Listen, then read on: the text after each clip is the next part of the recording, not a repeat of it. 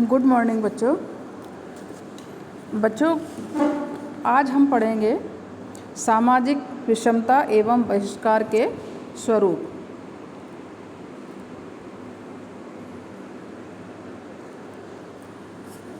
देखिए, सामाजिक विषमता क्या है, इसका सबसे पहले हम आपको एक संक्षिप्त परिचय देते हैं।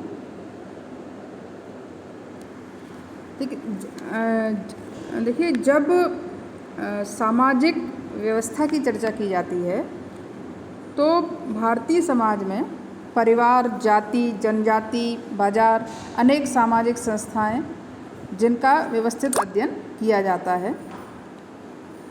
ये संस्थाएं समाज एवं समुदाय को बनाए रखने में महत्वपूर्ण भूमिका निभाती हैं। इस तथ्य के साथ यह भी एक तथ्य है कि ये महत्वपूर्ण सामाजिक संस्थाएं ही समाज में असमानता एवं बहिष्कार की प्रक्रिया को जन्म देती हैं तथा इस प्रतिकूल सामाजिक स्थिति को बनाए रखने में निरंतर सक्रिय रहती हैं। समाज के तटस्थ दृष्टिकोण से यदि हम देखें तो हमें अनेक क्षेत्रों में सामाजिक विषमता तथा बहिष्कार के अनेक उदाहरण देखने को मिलते हैं।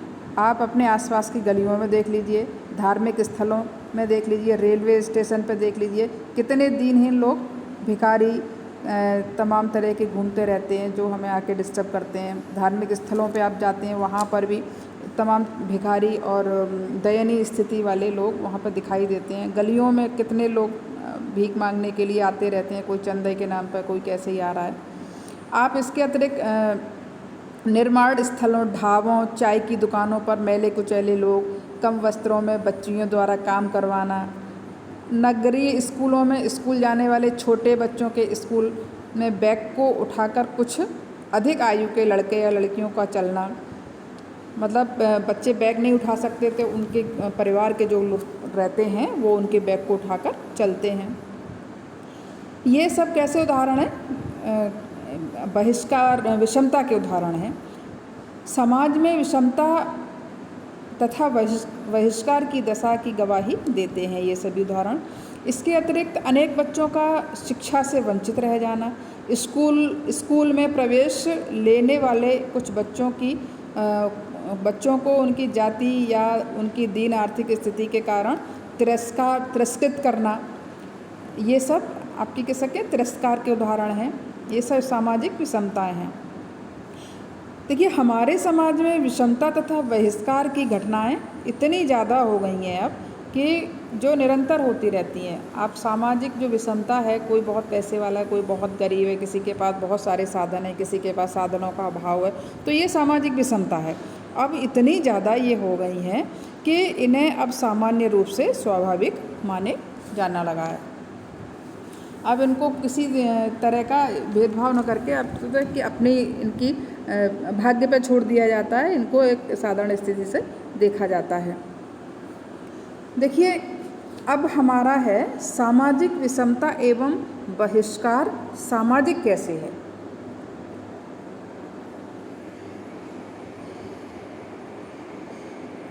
देखिए, अब एक प्रश्न उठता है कि सामाजिक विषमता की स्थिति सामाजिक कारकों का परिणाम है या नहीं है। देखिए, इसके विकल्प 3 हैं। पहला विकल्प ये है कि सामाजिक विषमता तथा बहिष्कार की स्थिति सामाजिक मानने का कारण यह है कि यह स्थिति व्यक्ति से संबंधित नहीं है। ये किससे संबंधित है? ये समूह से संबंधित है। दूसरा ये है कि इस स्थिति को सामाजिक मानना उचित नहीं है क्योंकि यह स्थिति आर्थिक नहीं है। तीसरा इसका विकल्प है कि सामाजिक विषमता तथा बहिष्कार एक निश्चित स्वरूप है, ये निश्चित है।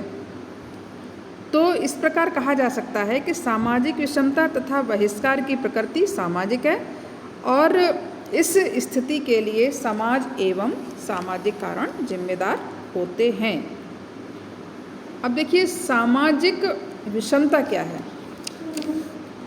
समाज में जो विषमता पाई जाती है वह एक सच्चाई है। सामाजिक विषमता के कारण ही कुछ लोग बहुत पैसे वाले हैं, उनके पास धन संपदा स्वास्थ्य शक्ति सब कुछ है, हर दृष्टि से वो शक्तिशाली हैं। और वहीं कुछ लोग ऐसे हैं जिनके पास साधन बहुत कम है और वो गरीब हैं। इन संसाधनों को प्रायः हम 3 रूपों में विभाजित कर सकते हैं। इसके एग्जाम्पल हैं, देखिए एक पहला इसका रूप है आर्थिक पूंजी। इसके जो संसाधन हैं उनके 3 भागों में उनको डिवाइड किया जाता है। पहला है इसका आर्थिक पूंजी। इसके एग्जाम्पल है भौतिक संपत्ति और आय। भौतिक संपत्ति में हमारे पास जितनी सुख सुविधाएं हैं, जितनी हमारे ऐशो आराम की चीज़ें हैं, वो हमारी सारी भौतिक संपत्ति में आ जाते हैं। और हमारी अर्निंग, हमारी आय कितनी है, ये सारी चीज़ें हमारी भौतिक में संपत्ति में आती हैं। दूसरा है सांस्कृतिक पूंजी। इसके उदाहरण है प्रतिष्ठा और शैक्षणिक योग्यता। हमारी सामाजिक प्रतिष्ठा कहती है हमारी योग्यता कितनी है, ये इसके अंतर्गत आता है। तीसरा इसका रूप है सामाजिक पूंजी। सामाजिक पूंजी में क्या है, इसमें कि सामाजिक संगतियाँ और संपर्कों की व्यवस्था। समाज हमारा उठना बैठना, हमारी संगति कैसे लोगों के बीच में है, और हमारे जो संपर्क हैं, हमारी संपर्क की जो व्यवस्था एक बनाई गई है, हमारे कैसे लोगों से हमारा संपर्क है और हम उनसे कितना बेनिफिट ले सकते हैं और हम कितना बेनिफिट दे सकते हैं। ये जो तीनों पूंजी हैं ये अलग अलग नहीं है, बल्कि ये एक दूसरे से जुड़े हुए रहते हैं और इन्हें एक रूप से दूसरे रूप में परिवर्तित भी किया जा सकता है। जैसे उदाहरण के लिए, जैसे किसी समाज में एक जो संपन्न परिवार का एक कोई लड़का है, नवयुवक है, वह परिवार की आर्थिक पूंजी यानी उसके पास पैसा बहुत है, इसके बल पर वह महंगी और उच्च शिक्षा को प्राप्त कर लेता है और वह सांस्कृतिक पूंजी अर्जित कर लेता है, क्योंकि उसके पास पैसा है, उसने पैसा खर्च करके अच्छी शिक्षा प्राप्त की और उसने सांस्कृतिक पूंजी उसने अर्जित कर ली। दूसरा है कि दूसरा है हमारी आर्थिक पूंजी। आर्थिक पूंजी क्या है कि आर्थिक पूंजी को सांस्कृतिक पूंजी में परिवर्तित करने का प्रमाण है कि कोई युवक अपने मित्रों तथा प्रभावशाली संबंधियों के परामर्श से या उनके संपर्क में आकर और क्या करता है, वो सिफारिश लगाकर कोई अच्छी नौकरी प्राप्त कर लेता है या अच्छे कोई व्यवसाय में संलग्न हो जाता है और अपनी आर्थिक स्थिति को सुधार कर लेता है। ये हमारी क्या है, ये हमारी सामाजिक पूंजी को आर्थिक पूंजी में परिवर्तित करने का प्रमाण है। यानी सामाजिक जो हमारे रिश्ते थे, संपर्क थे, एक हमारी जो व्यवस्था थी, उससे हमने लाभ उठाया और हमने नौकरी पाई और हमने अपनी आर्थिक पूंजी को मजबूत कर लिया। बच्चों, ये मैंने आपको सामाजिक विषमता एवं बहिष्कार का परिचय दिया है। आज के वीडियो में इतना ही। नेक्स्ट वीडियो में इससे आगे पढ़ाएंगे।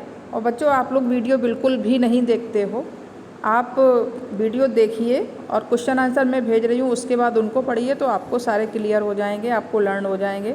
आपको बोर्ड का एग्ज़ाम भी देना है और आप बहुत शिथिलता दिखा रहे हैं, आप ऐसा न करें। आप अपनी पढ़ाई को कंटिन्यू रखें, क्योंकि एग्ज़ाम होना है, उसमें किसी तरह का संशय नहीं है। Thank you.